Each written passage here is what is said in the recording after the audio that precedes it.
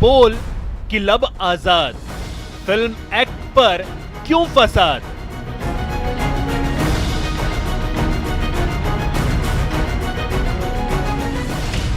सत्तर mm पर वार, सरकार चौकीदार। फिल्में समाज का आईना कहलाती हैं। ऐसा आईना जो सेंसर बोर्ड की परीक्षा से गुजरकर समाज का रिफ्लेक्शन दिखाता है। पर अब सरकार जो सिनेमेटोग्राफ बिल 2021 लाना चाहती है, उसके बाद समाज के आईने में रिफ्लेक्शन कैसा दिखेगा, कहना मुश्किल है। नमस्कार, स्वागत है आप सभी का। आपके साथ मैं हूं स्वप्निल। फिल्म मेकर्स और फिल्म फ्रेटर्निटी से जुड़े लोग क्या बनाएं, क्या ना बनाएं, दर्शक यानी हम क्या देखें, क्या ना देखें कि आजादी का स्वरूप बदलने वाला है। वैसे सेंसरशिप में सरकारी रोल किसी से छिपा नहीं है। इस बात के वैलिड रीजन रहे हैं कि पब्लिक सेंसर बोर्ड को शक की निगाहों से देखती है। पर बिल के बाद सेंसर बोर्ड कहीं पीछे छूट जाएगा। अब बोर्ड के ऊपर होगा सुपर बोर्ड यानी सरकार। सरकार जो किसी भी फिल्म को दोबारा परीक्षण के लिए भेज पाएगी, जो फिल्म को रद्द भी कर सकती है। इसके पीछे आखिर सरकार का क्या तर्क है, क्या कारण है कि फिल्म जगत इसे अभिव्यक्ति की आजादी पर हमला मान रहा है? आज करेंगे इसी पर बात।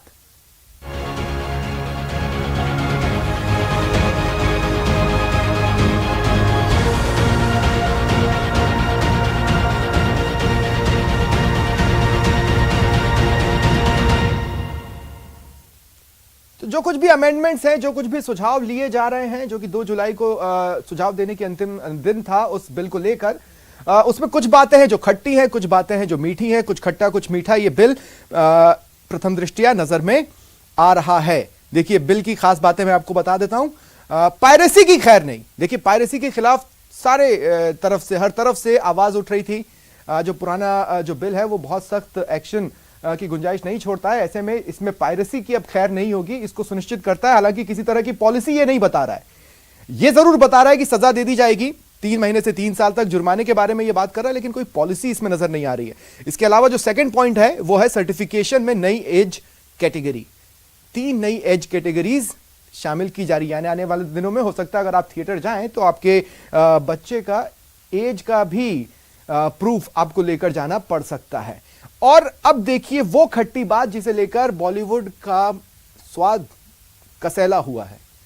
सरकार अब सेंसर सुप्रीम बन जाती है इस बिल के पास होने के बाद, कानून बन जाने के बाद, संशोधनों के बाद। यानी इसका क्या मीनिंग है अब वो मैं आपको समझा रहा हूं। सरकार अगर सेंसर सुप्रीम बन रही है तो क्या क्या कर सकती है। देखिए, इससे पहले सीबीएफसी के फैसले को बदलने का अधिकार सरकार को मिल जाएगा। सेंसर बोर्ड है फिल्म सर्टिफिकेशन का जिसका काम है। अब यही डिबेटेबल था कि वो फिल्म सर्टिफिकेशन के अलावा और एक्स्ट्रा काम क्यों कर रही है, लेकिन अब अधिकार सरकार के पास होगा सीबीएफसी के फैसले को बदलने का इस अमेंडमेंट के बाद।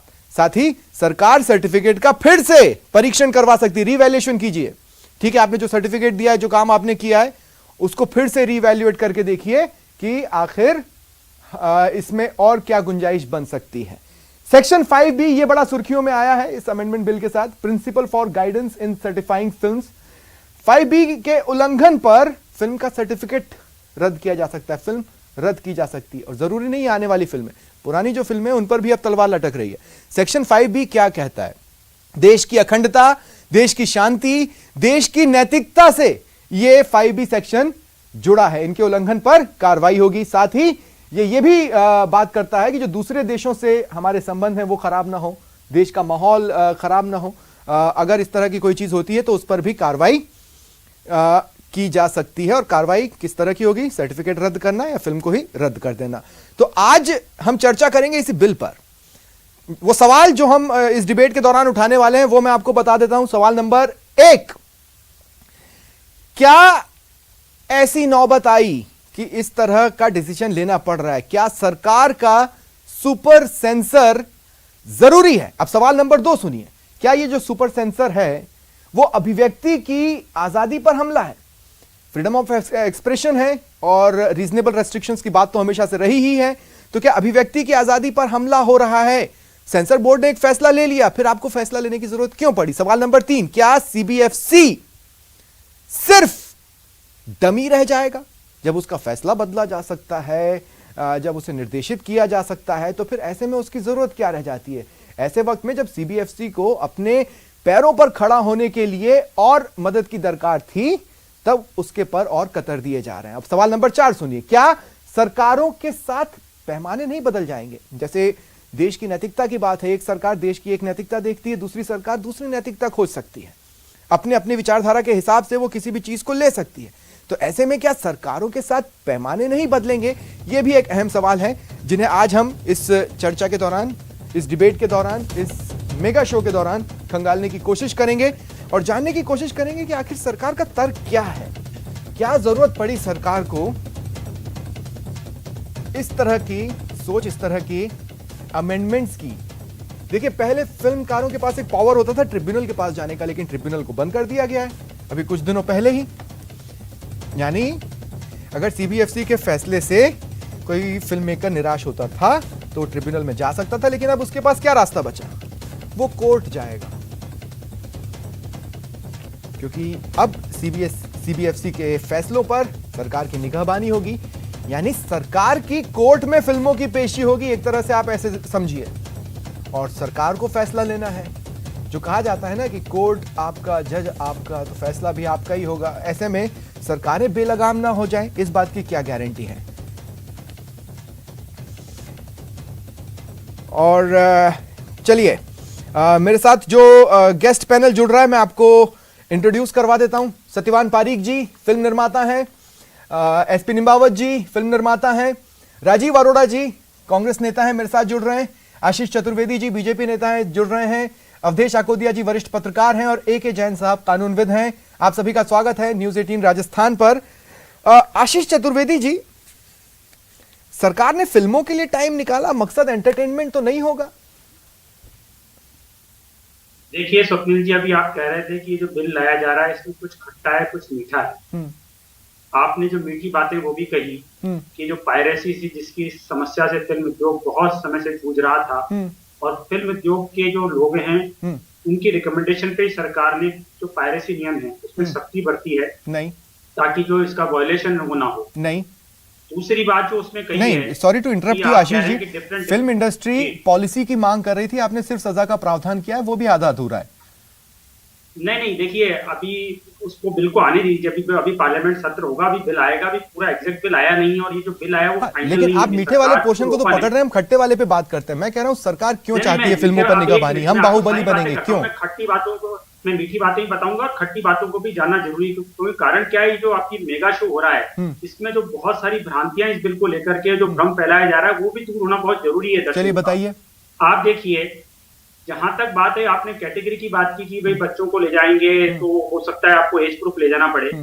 आप देखिए जो क्राइटेरिया किया है कि हमने एज बेस्ड क्राइटेरिया, आप देखिए इंफॉर्मेशन जो टेक्नोलॉजी एक्ट आया है उसमें जो ओटीटी प्लेटफॉर्म है उसके अंदर भी हमने 5 कैटेगरीज बनाई है। हाँ। तो उससे यूनिफॉर्मिटी रखने के लिए उसमें और ओटीटी प्लेटफॉर्म में और जो मूवीज आ रही है उसमें एक यूनिफॉर्मिटी रहे। आप देखिए बकायदा इसकी 2 कमेटीज बनती हैं। देखिए सीधा सा सवाल है आशीष जी, मुकुल मुद्गल की एक मिनट आशीष जी, सीधा सा सवाल है, बात पूरी कर लीजिए। आप बाहुबली क्यों बनना चाहते हैं? आप देखिए ये जो कमेटी बनाई थी ना, मुकुल मुद्गल और श्याम बेनेगल जो बहुत बड़े फिल्मकार रहे हैं, उनकी रिकमेंडेशन से ही उन्होंने बताया था कि आप इसमें 6 कैटेगरी बनाइए। सरकार ने उनकी रिकमेंडेशंस को ही माना है। और जहां तक पायरेसी की बात है, बकायदा मैं आपको बता दूं, ये दोनों कमेटियां ये बात करती है कि सेंसर बोर्ड को सशक्त बनाया जाए, उसमें हस्तक्षेप ना हो।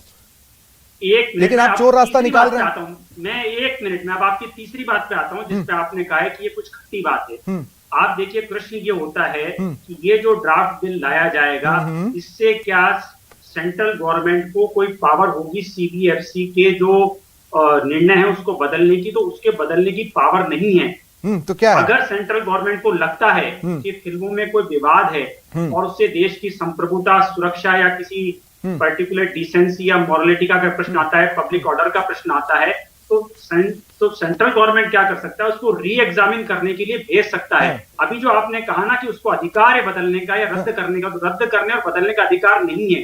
आप एक बार चेक कर लीजिए स्वप्निल जी, उसको न बदलने का अधिकार है न रद्द करने का अधिकार है। आप देखिए अभी हो क्या रहा है। नहीं, आप सर्टिफिकेट अगर रद्द कर देंगे तो फिल्म कैसे नहीं रुकी? बात पूरी करने दीजिए। अगर आप सर्टिफिकेट रद्द कर देंगे तो फिल्म कैसे नहीं रुकी?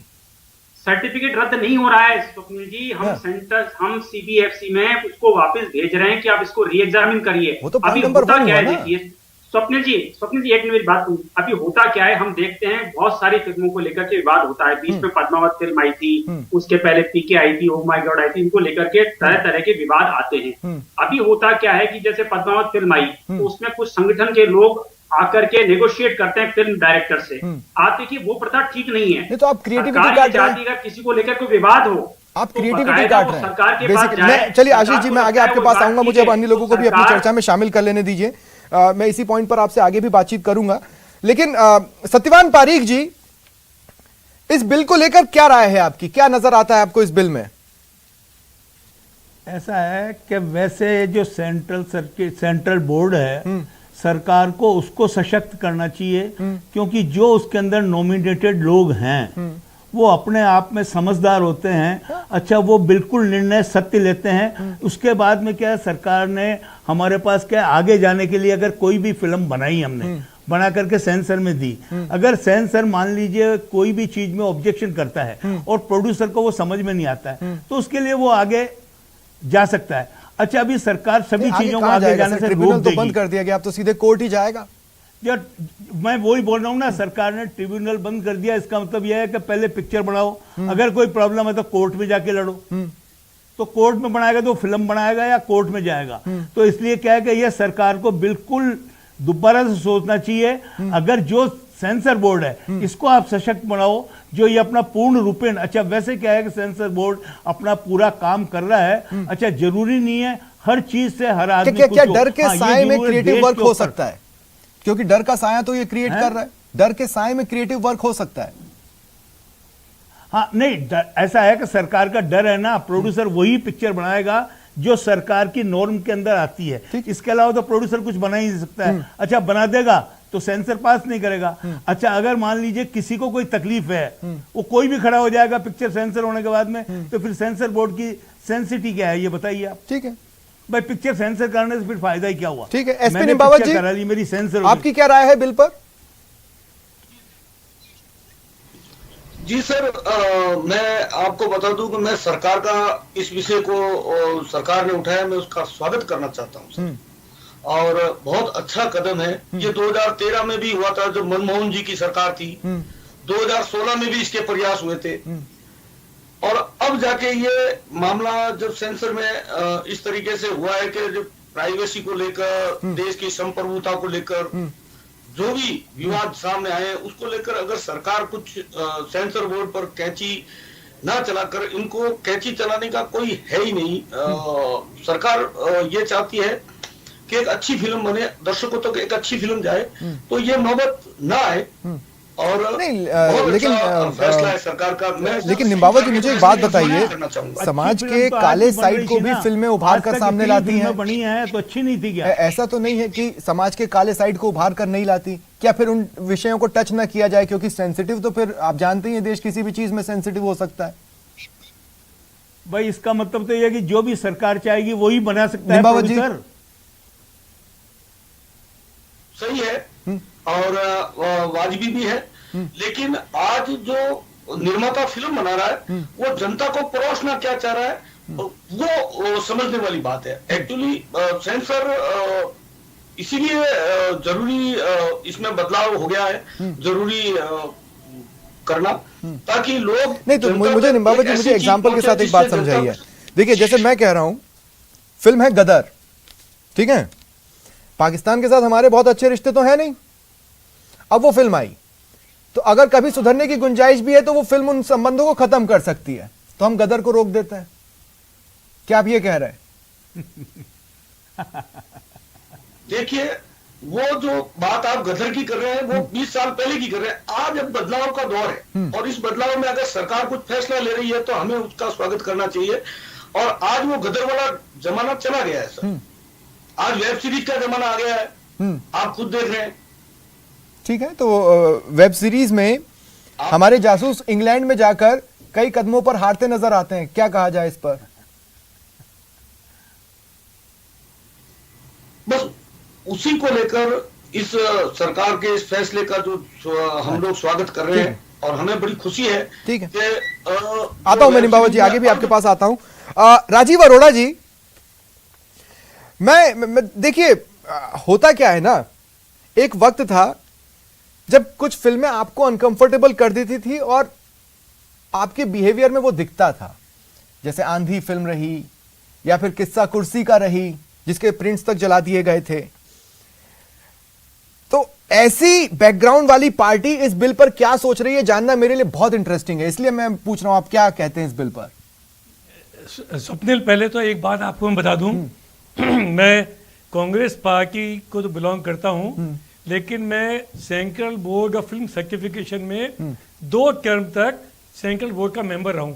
शर्मिला जी जब चेयरमैन थी, मैं हिंदी को रिप्रेजेंट करता था और मैंने सीबीएफसी की जो सेंसर बोर्ड कहलाता है आम नागरिक की भाषा में, उसको बहुत नजदीक से देखा है, ठीक है, और उसको मैं अच्छी तरह से जानता हूं।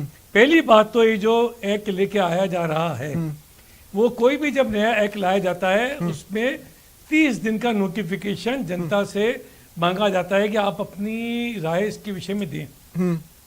ये अमेंडमेंट एक्ट 18 जून को इसके बारे में नोटिफिकेशन निकला और 2 जुलाई तक का टाइम दिया गया, ठीक है, 14 दिन का। तो पहली बात तो ये है कि सरकार की नीति और नीयत के अंदर साफ फर्क नजर आता है। वो चाहती है जल्दबाजी में इस एक्ट को पास करा दिया जाए और कहा जाए कि ये कार्रवाई पूरी हो गई। दूसरी बात ये है, व्हाट इज सीबीएफसी? सीबीएफसी के जो चेयरमैन होता है वो उस सरकार के द्वारा नॉमिनेटेड होता है, और उसके जो मेंबर्स होते हैं वो सरकार नहीं, पर मुझे ये बताइए ना, आज तक जब सीबीएफसी अपने पावर्स को ब्रीच करता था तब किसी ने उसमें सुधार की जरूरत नहीं महसूस की। आज सीबीएफसी के ऊपर ही किसी को बिठा देंगे। मेरी बात तो सुनिए, अभी दूध का दूध पानी का पानी हो जाएगा। मैं 3 आईएनबी मिनिस्टर के संग मैंने काम करा है, रंजन दास मुंशी से लेके उसके बाद तक, और मुझे अच्छी तरीके से मालूम है कि इसमें जो नॉमिनेशन होता है वो लोग होते हैं जो साहित्य के क्षेत्र में, कल्चर के क्षेत्र में, फिल्मों के क्षेत्र में होते हैं, लेकिन निश्चित रूप से वो सरकार की नजर के अंदर उपयुक्त व्यक्ति होते होंगे। तो अगर आपने जिसको गणेश बनाया, मिट्टी से बनाया, जो बोर्ड बनाया, आपको उस पर विश्वास है क्या? केंद्र सरकार और central board of film certification अलग अलग काम करते हैं क्या? सीबीएफसी जो है वो एक अलग इंडिविजुअल बॉडी है जो सरकार से गाइडेड नहीं होती, या जिसके अंदर सरकार के नुमाइंदे जुड़े हुए नहीं होते? तो निश्चित रूप से सरकार, पर उसमें केंद्र का हस्तक्षेप नहीं होता ना। मैं कहा कह रहा हूं, कर्नाटक हाईकोर्ट ने कहा, बाद में सुप्रीम कोर्ट ने एंडोर्स किया। बात सुनिए, 2020 के अंदर, 2002 के अंदर कर्नाटक हाईकोर्ट का भी फैसला आया, सुप्रीम कोर्ट का फैसला आया, और ये साफ कहा सीबीएफसी जो पास कर देगी उसके खिलाफ सरकार कार्रवाई नहीं कर सकती। क्या होता था, फिल्म निर्माता अगर कोई हम सीन काटते थे उसके खिलाफ अपीलेट ट्रिब्यूनल में जा सकता था। अब अभी मार्च अप्रैल के अंदर अपीलेट ट्रिब्यूनल को बंद कर दिया गया। तो उस फिल्म निर्माता को सीबीएफसी से शिकायत होती थी तो एक अपील करने की जगह थी, लेकिन केंद्र सरकार को हस्तक्षेप करने का अधिकार नहीं था। अब जो अधिकार आ गया है वो गलत है, निश्चित रूप से गलत है। 10 साल पुरानी फिल्म को भी आप 5B के नाम के ऊपर आप उसका सर्टिफिकेशन 10 साल क्यों, 20 साल 25 साल उसकी विचारधारा हरिश्चंद्र तक चले जाइए, किसी भी उस पर अधिकार मिल जाएगा, और फिर एक बार सर्टिफिकेट गया तो हमेशा के लिए गया। लेकिन ठीक है, मैं आगे आपके पास आता हूं। एके जैन साहब, मैं आपके पास आ रहा हूं। एके जैन साहब, रीजनेबल रिस्ट्रिक्शंस की बात तो पहला एक्ट भी करता है। मैं आपसे ये पूछ रहा हूं कि अगर चेंजेस किए जा रहे हैं, सुप्रीम कोर्ट कह चुका है कि केंद्र को हस्तक्षेप नहीं करना चाहिए सीबीएफसी के फैसले के बाद, तो वो स्टैंड करेगा कोर्ट में?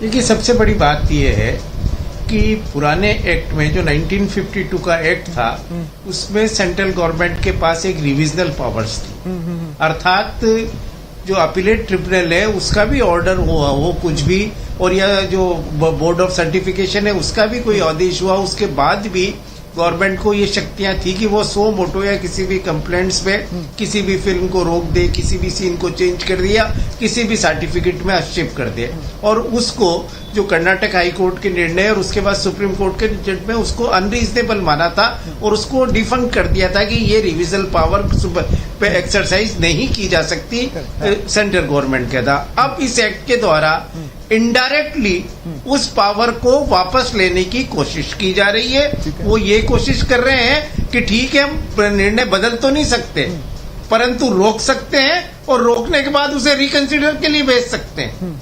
तो आपको जो डायरेक्टली इस पावर्स आपकी सुप्रीम कोर्ट हाई कोर्ट ने कैंसिल कर दी, आपको लेजिस्लेशन के थ्रू उसको वापस लाने की एक कोशिश की जा रही है। और पिछले कुछ समय से निरंतर हो रहा है कि अगर जो सबसे बड़ा विक्टिम हिंदुस्तान में है तो वो है पर्सनल लिबर्टी और फ्रीडम ऑफ एक्सप्रेशन।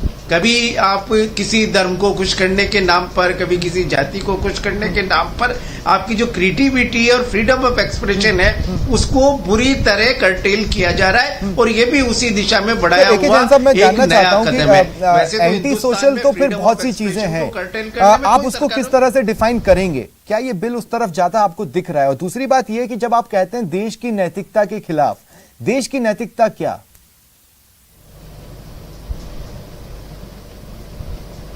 देखिए, कॉन्स्टिट्यूशन में भारत के संविधान के आर्टिकल 19(2) में, जो कि फ्रीडम ऑफ एक्सप्रेशन जिस आर्टिकल में दी गई है, उसी में ही रीजनेबल रेस्ट्रिक्शन परिभाषित किए हुए हैं कि friendly relation with other Nations, morality and उनसे सिचुएशन का पब्लिक ऑर्डर, कुछ सिचुएशंस को लेकर आप उनको कर्टेल कर सकते हैं। पर उसमें जो पावर है, बेसिकली देखा जाए तो फंडामेंटल राइट्स को चेक करने की पावर कोर्ट्स को रहनी चाहिए।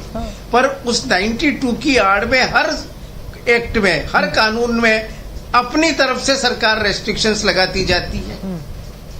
इनडायरेक्टली आप फ्रीडम ऑफ एक्सप्रेशन को कर्टेल के, जो अब आपके पास जो इंटरनेट पे तो आपका चेक है नहीं, पर फिल्मों को जिस तरीके, हालांकि फिल्मों के जो इस सेंसरशिप को सुप्रीम कोर्ट हाई कोर्ट ने इस आधार पर सही माना था कि इनका जो इफेक्ट है वो व्यापक होता है, पर ये तब की बात है जब टेलीविजन घरों घरों में नहीं पहुंचा था और इंटरनेट भी घरों घरों में नहीं पहुंचा था। आज की डेट में जो फिल्म का प्रभाव है वही इंटरनेट का प्रभाव है और वही टेलीविजन का। वहां जब सेंसरशिप नहीं है तो आप फिल्मों को सेंसरशिप, ये उस जमाने की बात है जब फिल्म में जो विजुअल्स है वो फिल्मों में होते थे सिर्फ, और इसलिए उसको ज्यादा प्रभावशाली माना गया था। ठीक है। तो ये जो एक्ट में बार बार अमेंडमेंट करने की आदत बन गई है हमें कि हर एक बात में नया कानून लाए, उसको कोर्ट्स पे या वैसे मैं बताता हूं, इसी तरह का एक कानून इटली में 108 सालों से था और इसी साल अप्रैल में उस कानून को हटा दिया गया।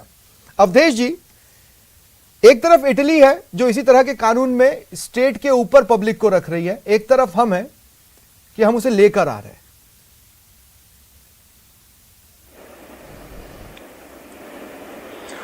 स्वप्निल जी, देखिए, भारत के संविधान के हिसाब से जो हमारा देश है वो एक वेलफेयर स्टेट है, तो सरकार को लोगों के वेलफेयर के काम पर ज्यादा ध्यान देना चाहिए। मेरे हिसाब से ये जो पूरी एक्सरसाइज है ये बिना मतलब की है, और जो पूरी की पूरी फिल्म इंडस्ट्री है उस पर नियंत्रण करने की है। नियंत्रण करने की इस दृष्टि से है, जैन साहब ने अभी पूरा कानूनी दृष्टि से सारी चीज समझा दी है, मैं उसको रिपीट नहीं करना चाहता हूं।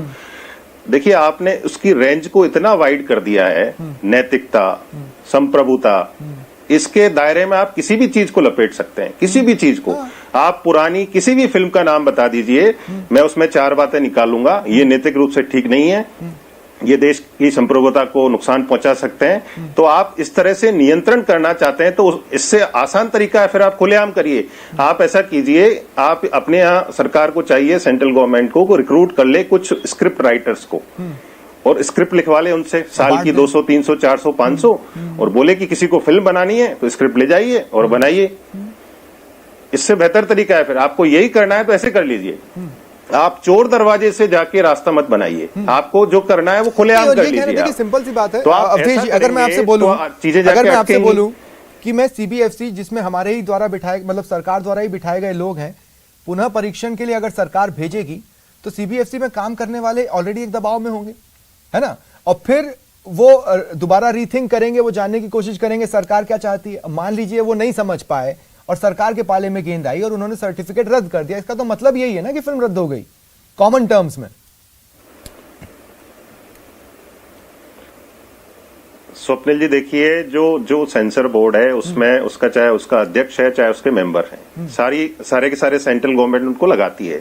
जब सेंट्रल गवर्नमेंट किसी भी चीज को उनके पास भेजेगी तो इनडायरेक्ट मैसेज है ना आपके पास कि भेजा है तो क्या करने के लिए भेजा है। तो या तो इसको वो ठंडे बस्ते में डाल देंगे या डस्टबिन में डाल देंगे या उसके सर्टिफिकेट को कैंसिल कर देंगे। क्या करना है ये तो सेंट्रल गवर्नमेंट ने जब आपके पास भेज दिया है तो भेजा इसीलिए कि जो सरकार जो चाहती है वो आपको करना है। तो एक बॉडी अपने पास ऑलरेडी है, इतने साल से है, कुछ इक्का दुक्का विवादों को छोड़ के साल भर वो अच्छा काम करती है। उसमें जो विवाद होते हैं उनको कैसे दूर किया जाए इसकी आप कोई तरकीब निकाल सकते हैं, लेकिन ये जो तरीका आपने निकाला है ये बिल्कुल आपत्तिजनक है और सरकार इसमें किसी भी फिल्म को रोक सकती है।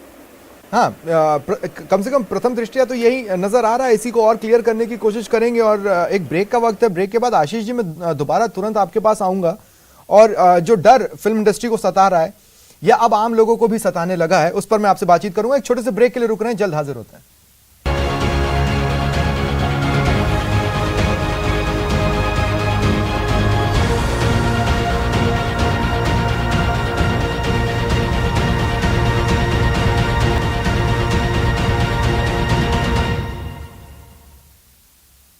ब्रेक के बाद स्वागत है आप सभी का। सीधे डिबेट का रुख करते हैं। आशीष चतुर्वेदी जी, मैं आपके पास आ रहा हूं। मान लीजिए कि पहले किसी तरह का बवाल नहीं हुआ, जब फिल्म आई सीबीएफसी ने एक सर्टिफिकेट दिया और फिल्म रिलीज हो गई, उसके बाद किसी ने आपत्ति जताई, तब क्या आपका एक्ट उसमें लागू नहीं होगा? तब तो आप सर्टिफिकेट रद्द करेंगे ना, 5B का हवाला देते हुए। देखिए स्वप्निल जी, 2014 से जब से नरेंद्र मोदी जी के नेतृत्व में केंद्र में सरकार बनी है, सेंसरशिप को लेकर के, मीडिया की आजादी को लेकर के कई तरह की बातें आ रही है जो आधारहीन है और तथ्यहीन है। आप देखिए कि न्यूज चैनल्स की अगर हम बात करें, चाहे यूट्यूब पे कंटेंट की बात करें, चाहे न्यूज़पेपर्स की बात करें, चाहे सोशल मीडिया प्लेटफॉर्म्स की बात करें, सरकार के पक्ष में और विरोध में तरह तरह की बातें लिखी जा रही है और कोई रोक टोक उनपे है नहीं। देखिए आप, और अगर हमको रियल सेंसरशिप अगर देखना है तो हमको इमरजेंसी का वो दौर भी याद करना चाहिए जब न्यूज़पेपर में क्या छपेगा, क्या लाइन छपेगी, क्या नहीं छपेगी। क्या देश उससे आगे नहीं बढ़ा? मेरी बात सुनिए। नहीं देखिए, मैं प्रॉब्लम क्या है ना कि समय की मेरे पास कमी रहती है, मुद्दे से भटक जाते हैं इस तरह की बातों को निकाल के। मैं आपसे ये पूछ रहा हूँ कि मान लीजिए किसी फिल्म को सर्टिफिकेट मिल गया, वो रिलीज हो गई, उसके बाद आपत्ति आई, तो सरकार कुछ नहीं कर सकती? या ये एक्ट आपको ताकत देता है कुछ करने का? देता है ना? एग्जैक्टली, ये सरकार को ताकत नहीं देता है, सरकार को एक कॉन्स्टिट्यूशनल अथॉरिटी देता है कि देता अगर है ना? से कोई विवाद उत्पन्न होता है तो सरकार उसको सीबीएफसी के पास दोबारा रिकमेंड कर सकती है। अरे भाई, रिलीज फिल्म को दोबारा सीबीएफसी के पास कैसे आप रिकमेंड करेंगे? फिल्म रिलीज हो गई। अभी होता क्या है स्वप्निल जी, फिल्में रिलीज होती, हमने देखा पद्मावत रिलीज हुई, उसके बाद विवाद हुआ, फिर क्या हुआ कि जो फिल्म के प्रोड्यूसर डायरेक्टर है उनको अनकॉन्स्टिट्यूशनल अथॉरिटी से डील करना पड़ता है। आप देखिए, एक कोई समाज का प्रतिनिधि खड़ा हो जाता है कि आप उन्हें बचा कर रहे हैं, आप तो उन्हें फंसा रहे हैं कि आप एक पर्टिकुलर टाइप की फिल्में बनाओ। देखिए आशीष जी, ऐसा है कि लड़कियों को छेड़ना जो कि कानूनन जुर्म है, फिल्में उसके सीन्स दिखाती हैं। गोविंदा की कई फिल्मों में वो सीन्स हैं, वो देश की नैतिकता के खिलाफ है। आज आप गोविंदा की कई फिल्मों को रद्द कर सकते हैं। स्वप्निल जी, अभी सभी मेंबर्स को मैं सुन रहा था, वो कह रहे थे सीबीएफसी में जो भी अध्यक्ष बन रहा है, जो मेंबर जो सरकार ही नियुक्त कर रही है, तो अगर सरकार को नियंत्रण करना होता तो सरकार के पास तो वो प्लेटफॉर्म ऑलरेडी है ही सही। पर वो तो आप ही के चेहरे होते हैं, आप ही की विचारधारा वाले होते हैं। मैं आपसे एक बात बोलता हूं, देखिए आपने 2 कमेटियों की बात की, मैं पहली बात करता हूं जस्टिस मुकुल कमेटी की। उन्होंने कहा फिल्म के सीन्स ना काटे जाएं और बोर्ड सिर्फ फिल्म का सर्टिफिकेशन दें, ठीक है, और एफसीआईटी का अधिकार क्षेत्र बढ़ाया जाए, ये कहा था आपकी कमेटी ने। आपकी श्याम बेनेगल कमेटी ने भी कहा एफसीआईटी का अधिकार बढ़े, आपने उसको बंद किया, आपने कमेटी को फॉलो नहीं किया। स्वप्निल जी, मुझे बताइए कि सीबीएफसी से क्लियर होने के बाद विवाद होता है या नहीं होता है? मुझे बताइए। बाबा होता है, पर मैं आपसे क्या कह रहा हूँ, विवाद किस चीज पे नहीं होता? ऐसा है कि जब पुलिस है उसके बाद भी काम हो जाए ना, क्या मैकेनिज्म होना चाहिए मुझे बताइए ना। मैकेनिज्म सर, आपने सीबीएफसी बॉडी ही उसलिए बनाई है, आज आप उसे डमी कर देंगे। अभी क्या हो रहा है कि कुछ ठीक, मैं हुड़दंगी लोग आ जाते हैं, डिबेट खोल रहा हूं और भी दो वॉइसेस मुझे सुनाई दे रही हैं। सत्यवान जी कुछ कहना चाह रहे हैं। सत्यवान जी क्या कह रहे हैं व्यापारिक काम है, नहीं, बिल्कुल क्या बात है, ऐसा है, ये एक जो कर रहे हैं ये गलत है। एक व्यापारिक काम है, मैंने आज करोड़ों रुपया लगा के फिल्म बनाई, अगर आप मेरी उससे राजी नहीं है, मैंने संविधान के हिसाब से काम किया है, उसके बाद में अगर सरकार खुश नहीं है, मेरी पिक्चर को तो रोक देंगे। अच्छा, एक बार फिल्म रुक गई, उसके बाद में पायरेसी होगी, सब जगह चल जाएगी, कौन आएगा मेरी फिल्म देखने? तो ये तो फिर ऐसा तो नहीं होना पायरेसी पर तो कार्रवाई की बात हो रही है, हालांकि पॉलिसी के साथ नहीं, लेकिन सीधी कार्रवाई की बात हो रही है। आप ही को निम्बावत जी कुछ जोड़ रहे हैं, आपकी बात को शायद क्रॉस कर रहे हैं। निम्बावत जी क्या कह रहे हैं आप? सर, मैं बता रहा हूँ, इस जो संशोधन हुआ है उसको लेकर निर्माता को कहीं घबराने की जरूरत नहीं है। कैसे? वो एक साफ सुथरी फिल्म जनता को दे और बिल्कुल। आप साफ सुथरी फिल्म क्या? कई फिल्में प्रोड्यूस की है। अजीब भाई साहब, आपको नहीं लगता एक ही जैसी फिल्में आएंगी तो लोग फिल्में देखने ही छोड़ देंगे? मैं आपके हिसाब से देश प्रेम कुछ हो सकता है, मेरे हिसाब से कुछ हो सकता है। अच्छा भाई साहब, मैंने हाँ, क्या बोल रहे हैं आप राजीव जी? और सेंसर ने मेरी पिक्चर पास कर दी, लेकिन जरूरी नहीं है आप खुश हो उससे, तो अभी क्या कर सकते हैं? स्वप्निल जी, दो बातें बड़ी महत्वपूर्ण है इस एक्ट के अंदर। ऐसा नहीं होता पहली है तो साहब। निर्माता जो है, अगर वो CBFC उसको सर्टिफिकेट देती है A का, और वो चाहता है कि मेरे U का सर्टिफिकेट मिलना चाहिए, अगर वो अपील करता था पहले FCAK के अंदर, अपील एक ट्रिब्यूनल में, तो एक मामूली सी फीस लगती थी, सदस्य देखते थे और 6 हफ्ते में निर्णय आ जाता था। अब क्या है, आपको जाना पड़ेगा कोर्ट के अंदर, और वो जो आपने जो हीरो हीरोइन लिए थे 25 साल की उम्र के, नहीं, लेकिन 50 साल के हो जाएंगे, तब फिल्म का निर्णय निकल पाएगा। आपका जो कार्यकाल रहा CBFC में, मैं उसे डिमीन नहीं कर रहा हूं, लेकिन CBFC ने कोई बहुत अच्छा रास्ता आज तक नहीं लिया है। वो सदियों से लोगों की शक की निगाहों में ही रहा है, ये तो आप जानते हैं ना। देखिए वैसा काम करने वाले पे शक तो होगा ही होगा ना। मैं आपको जो आदमी काम करेगा उसके ऊपर तो क्या शक होगा ही होगा। समय के संग जो काम नहीं करेगा समय के संग परिवर्तन होने चाहिए, लेकिन परिवर्तन जो होते हैं आपने खुद वो समय के अनुरूप होने चाहिए और समय के अनुरूप दिख नहीं रहे। हाँ, अभी आपने कहा 108 साल पुराना कानून इटली ने वापस ले लिया। मैं ये बात बोलता शायद इसका विरोध होता। आपने बोला अच्छा करा, आपने बात बोली है, ठीक है, समय के संग परिवर्तन होने चाहिए। अवधेश जी कुछ कह रहे हैं। अवधेश जी क्या जोड़ रहे हैं? पायरेसी क्या होती है? अवधेश जी क्या जोड़ रहे हैं? नहीं सर, पायरेसी पे कानून आना चाहिए। मैं बोल रहा हूं स्वप्निल जी देखिए, स्वप्निल जी देखिए, हाँ बोलिए।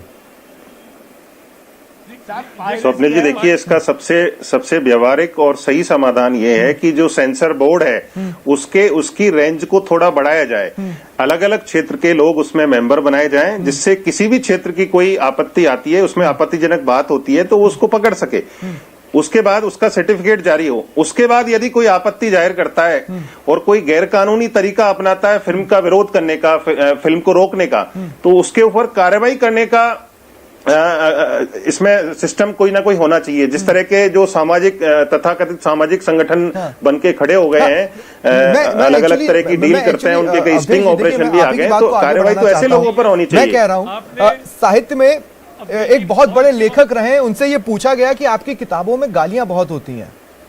हमारे समाज में गालियां देने वाले बहुत से लोग हैं जो कि अब फिल्मों का हिस्सा बन रहे हैं। बेसिकली हमें यह समझना पड़ेगा कि फिल्मों में जो हम देख रहे हैं वो एक किरदार है ना। आज अगर वो गाली देता है तो वो देश की नैतिकता के तो खिलाफ है, ये बात बिल्कुल सही है, लेकिन कौन गाली नहीं देता? क्या मीडिया कर्मी गाली नहीं देते? क्या नेता गाली नहीं देते? क्या मजदूर गाली नहीं देते? हर कोई देता है। जो स्वप्निल जी, जो अवधेश जी ने बात की है, उस बात में बहुत दम है। देखिए स्वप्निल जी, कोई भी हाँ बोले अवधेश जी। कोई भी फिल्म निर्माता जब फिल्म बनाता है तो उसका एक लंबा प्रोसेस होता है, उसमें भारी पैसा खर्च होता है। तो क्यों कोई एक ऐसी चीज बनाएगा जो विवादों में हो? विवाद यदि होते हैं केवल प्रचार पाने के लिए, वहां तक तो ठीक है, जो मैनिपुलेटेड कंट्रोवर्सी होती है वहां तक ठीक है, लेकिन ऐसी फिल्म कोई नहीं बनाएगा समय और पैसा खर्च करके जो किसी कानूनी वजह से अटक जाए, रिलीज नहीं हो। आप वो तो ऐसी तो कोई नहीं बनाएगा। तो बनाने वाला सबसे पहले सबसे ज्यादा ध्यान रखता है, लेकिन ये आप इंटेंशनली किसी ये नहीं सोचा था। मोरल पुलिसिंग एक अलग चीज हो गई, लेकिन ये तो डायरेक्ट पुलिसिंग है जो इस वक्त एक्ट में हमें मोटे तौर पे नजर आ रहा है। राजीव जी कुछ बोल रहे थे। राजीव जी क्या बोल रहे हैं? शॉर्ट में बोलिए, फिर मुझे AK जैन साहब के पास जाना है। सुदेश जी ने जो बात कही है हाँ। उस बात में बहुत दम है। समय समय पे CBFC भी कभी कोई ऐसा विषय आता है जिसमें एक्सपर्ट की राय लेने की जरूरत पड़ती है तो उनको बुला के भी राय ली जाती है, उनको दिखाया जाता है। CBFC अपने आप के अंदर एक संवैधानिक शक्ति है, एक संस्था है। उसको कम करने से निश्चित रूप से अभिव्यक्ति की स्वतंत्रता के अधिकार का हनन होता है। ये जो अमेंडमेंट एक्ट है इसके ऊपर पुनर्विचार किया जाना चाहिए। ठीक है। पायरेसी के लिए मैं बोल रहा था कि अगर मैं फिल्म देख रहा हूं और मैंने अपने मोबाइल से उस फिल्म का कोई सीन ले लिया और उसको मैंने अपने दोस्त को भेजा मीम करते हुए, उसको आप अगर बोल देंगे कि ये पायरेसी हो गई तो गलत है। जो आपको कानून बनाना पड़ेगा, आप ऐसा कानून मत बनाओ जिससे कि आपके पास निरंकुश अधिकार हो जाए और आप किसी भी व्यक्ति को आ गई आपकी बात आ गई। AK जैन साहब, मैं आपके पास आ रहा हूं। AK जैन साहब, ये देखिए, अमेंडमेंट्स वक्त के साथ होते हैं जो वक्त के अनुरूप होते हैं। क्या ये आपको वक्त के अनुरूप लग रहा है या वक्त में हमें पीछे धकेलने वाला नजर आ रहा है? कहने का मतलब यह है कि आज भी मोटे तौर पे ऐसी कई चीजें हैं जो देश की नैतिकता के खिलाफ हैं या फिर देश को ठेस पहुंचाने वाली हैं, उन पर फिल्में बनती हैं इस कोशिश के तहत कि शायद हम लोगों को जगा सकें। लेकिन अगर मेजॉरिटी में लोग एक जैसा ही सोच रहे हैं तो फिर तो कार्रवाई होगी, है ना? तो ये देश के अनुरूप है, वक्त के अनुरूप है या वक्त में पीछे धकेलने वाला है? देखिए, कहने को तो हम दुनिया की सबसे बड़ी डेमोक्रेसी, परंतु हम कानून वो लाना चाहते हैं जो डिक्टेटोरियल रेजिम्स में या थियोक्रेटिक स्टेट्स में लगाए जाते हैं। जो समकालीन डेमोक्रेसीज हैं, फ्रांस है, ब्रिटेन है जो धीरे धीरे राजपथ से जनपद की ओर आए हैं, अमेरिका है, और जो डेमोक्रेसी फ्लरिशिंग डेमोक्रेसीज हैं। अब बताएं कि उन किन राज्यों में हमारे यहाँ की तरह के कठोर सेंसरशिप कानून है, कहाँ पर अभिव्यक्ति की स्वतंत्रता को इतना बार बार कभी किस तरीके से कर्टेल किया जाता है। मॉरलिटी एक वाइड टर्म है।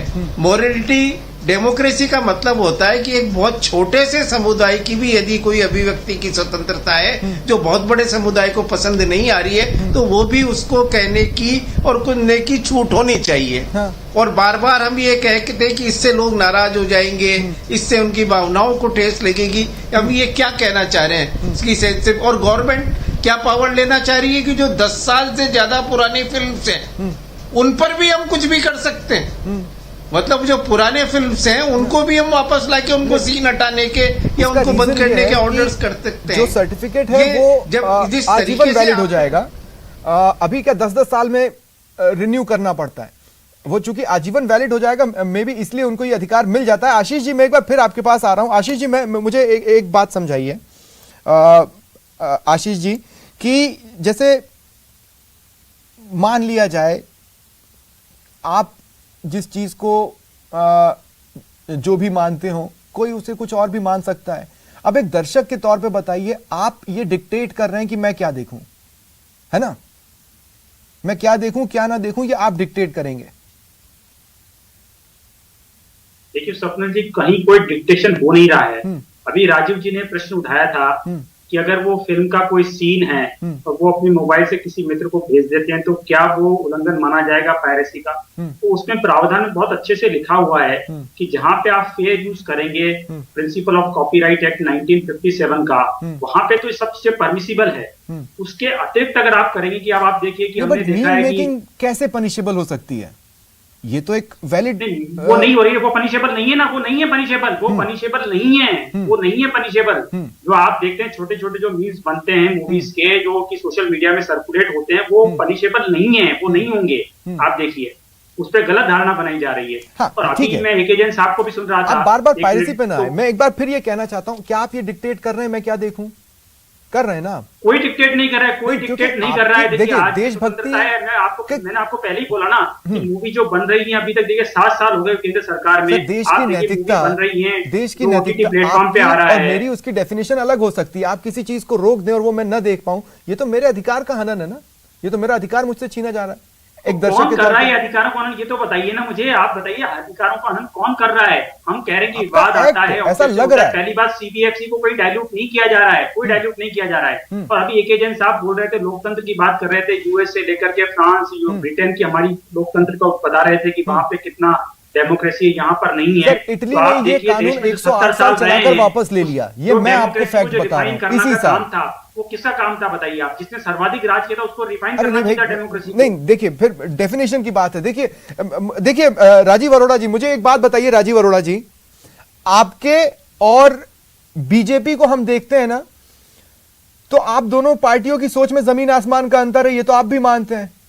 इस एक्ट के बाद कांग्रेस इसे मिसयूज नहीं करेगी, वो किसे पता, वो किसी और डेफिनेशन को लेकर यही चीज करने लगेगी, क्योंकि आपका इतिहास कहता है आप कर सकते हो, है ना। 1952 से लेकर 2021 तक 70 साल हो गए जो एक्ट के अंदर कभी इस तरीके के प्रावधान नहीं आए जिसमें सीबीएफसी नहीं, मैंने मान लिया, लेकिन एक टाइम पे आपने आंधी रोकी थी ना, एक टाइम पे आपने किस्सा कुर्सी पे गाज गिराई थी ना, खत्म कर दे। The accidental prime minister movie के वक्त भी आप आवाजें तो उठा रहे थे। आपने बहुत सही बात कही थी पहले कि आपको रोज एक तरीके का खाना परोसा जाए तो कितने दिन तक खाएंगे। आप फिल्म इंडस्ट्री को खत्म करना चाहते हैं क्या? फिल्म इंडस्ट्री के अंदर सत्यजीत रे से लेके और आज तक के जितने बड़े बड़े निर्माता निर्देशक हुए हैं, उन्होंने आपको जो जो चीज दिखाई है, आपको मालूम है कि वो आज घूंघट प्रथा है। अगर राजस्थान प्रदेश में 50% महिलाएं घूंघट अगर पहनती हैं, उसके खिलाफ अगर जागृति के लिए कोई फिल्म दिखाई जाती है, तो आप तो कहोगे तो जो मेजोरिटी के खिलाफ आप बात कर रहे हैं। एके जैन साहब ने बहुत सही बात कही थी, हर व्यक्ति को अपनी, ठीक है, उन्होंने कही। सत्यवान पारीख जी, सबसे बड़ा डर क्या है आपका? देश प्रेम को सबसे बड़ा डर क्या है आपका? इसको रंग दिया जा रहा है, रंग दिया जा रहा है। समाज में एक अच्छे फिल्म मेकर को एक अच्छी फिल्म बनाकर समाज को देनी चाहिए और जिससे लगना चाहिए कि वास्तव में कोई पिक्चर अच्छी बनी है। नहीं, अच्छी फिल्म की डेफिनेशन क्या है निम्बावत जी आपकी? अच्छी फिल्म की डेफिनेशन क्या है आपकी, मैं जानना चाह रहा हूँ।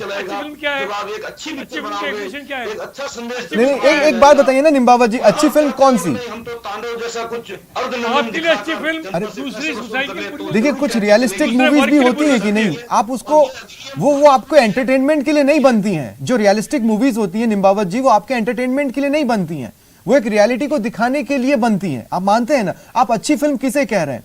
क्या आर्टिकल 15 अच्छी फिल्म नहीं थी?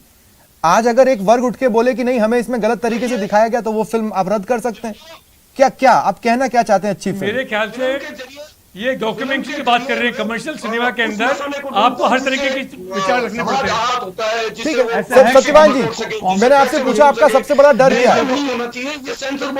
देखिए सर, ऐसा है, ये एक व्यापारिक काम है, ये एक व्यापारिक काम है। अच्छा, कोई भी व्यापारी कभी भी ये नहीं चाहेगा कि वो देश के अगेंस्ट कोई काम करे, लेकिन वो जो अभिव्यक्ति उसने कर दी, भाई साहब ने अभी बोला 10 साल पहले फिल्म कोई रिलीज हुई, उसको करोड़ों आदमियों ने देख लिया, आप बोलो भैया अब उसमें गलती थी, तो फिर वो सही कहां हो जाएगी? क्योंकि वो तो देख चुके हैं, तो उसके अंदर कहां से आ जाएगी? घाटे का सौदा हो सकता है एक उद्योग के तौर पर। अवधेश जी, मैं आपके पास फाइनल कमेंट के लिए आ रहा हूं, मेरे पास 2 मिनट बचे हैं और मैं 2 मिनट आपको दे रहा हूं। अवधेश जी, मैं सिर्फ इस बात पर लेना चाहता हूं कि क्या बेटर ये नहीं होता कि एक काम करो, आप सीबीएफसी बंद कर दो और अपने कार्यकर्ता जो कि या फिर बड़े बड़े पदाधिकारी है उनको दायित्वधारी बना दो और बोल दो ये तुम संभाल लो।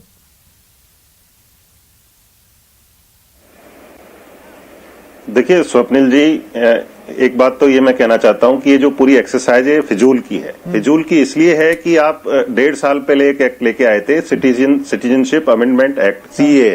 अभी तक उसमें नागरिकता कैसे मिलेगी उसके नियम नहीं बने हैं। आपने वहां तो अपना दिमाग खपाया नहीं, सरकार ने इन बेकार की चीजों में अपना दिमाग खपा दिया। जो भारत का संविधान देश के हर नागरिक को जिस अधिकार को देता है उस पर अतिक्रमण करने के लिए एक आप नया कानून लाए थे, उसके नियम तो आपसे अभी तक बने नहीं। आप नए नियम यहां पर लेके आए हैं हमारी जो अभिव्यक्ति की स्वतंत्रता है उसको रोकने के लिए। 2 उदाहरण मैं आपको देता हूं। बन गया, मान आपने लीजिए जो बोला उसके हिसाब से जरूरी सवाल बनाता बन गया है। मैं चलिए आशीष जी, मैं फाइनली सिर्फ आपसे ये पूछना चाह रहा हूं, आज नहीं, आज से 5 साल, 10 साल, 20 साल, 50 साल, 70 साल, आपको जितना भी लगता है, जितना भी समय आपके पास केंद्र में रहे, मैं आपसे ये पूछना चाहता हूं कि आप हर एक क्षेत्र को छूकर अपनी छाप छोड़कर जाना चाहते हैं, सिर्फ इसीलिए इसको भी टच कर रहे हैं? नहीं, निश्चित रूप से जो सरकारें होती है उसका क्या काम होता है कि वो समाज के हर क्षेत्र में सुधार करे। ऐसा तो होता नहीं। ठीक है, तो फिर ये पता चलेगा आने वाले समय में कि ये कितनी छाप छोड़ पाता है। बहुत बहुत शुक्रिया आप सभी का मेरे साथ जुड़ने के लिए और इस चर्चा में शामिल होने के लिए। फिलहाल इतना ही, नमस्कार।